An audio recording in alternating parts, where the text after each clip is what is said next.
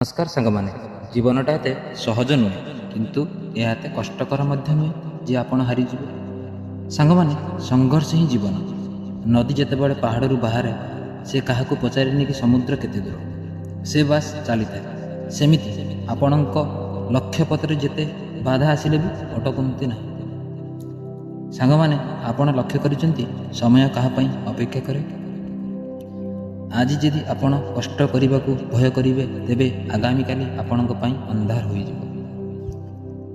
ସାଙ୍ଗମାନେ, ଗୋଟେ କଥା ସତ କହିବେ, ଆପଣମାନେ ତ କିଛି କରିବାକୁ ଚାହୁଁଥିବେ ଲାଇଫରେ, ହେଲେ ମନରେ ଏହି ଭୟ ଥାଏ କି ଲୋକେ କ'ଣ କହିବେ।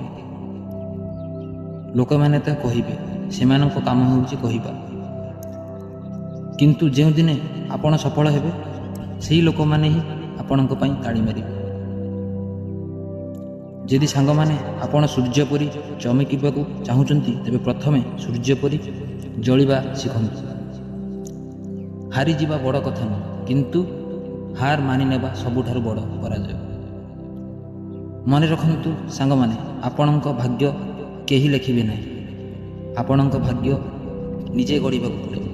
ଉଠନ୍ତୁ ଓ ଜାଗ୍ରତ ହୁଅନ୍ତୁ ଏବଂ ନିଜ ଲକ୍ଷ୍ୟ ପଥରେ ଆଗେଇ ଚାଲନ୍ତୁ। ରହିଲି ସାଙ୍ଗମାନେ, ନମସ୍କାର।